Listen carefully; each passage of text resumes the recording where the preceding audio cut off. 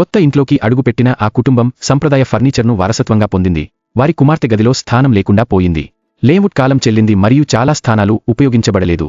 గదిలోకి కొత్త జీవం పోయడానికి వారు బంధువు నుండి కొన్ని పైపులు అప్పుగా తీసుకుని గోడకు వ్యతిరేకంగా విభజనలను సృష్టించడానికి కలప వెనీర్లో పెట్టుబడి పెట్టారు. తమ కుమార్తె పాచేతర పుస్తకాలు భద్రపరచడానికి తక్కువ క్యాబినెట్లు ఏర్పాటు చేశారు. తక్కువ తరచుగా ఉపయోగించే దుస్తులకు పొడవైన క్యాబినెట్లు కేటాయించారు.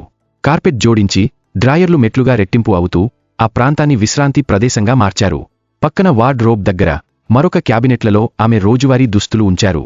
ఓవర్ హెడ్ క్యాబినెట్లు ఆమె సాహిత్య రచనలకు నిల్వను అందించాయి, నిశ్శబ్ద స్థలాన్ని నిర్ధారించాయి.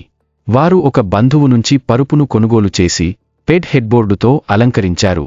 గార్డురైల్స్ మరియు సులభ యాక్సెస్ కోసం నిచ్చెనను ఏర్పాటు చేశారు.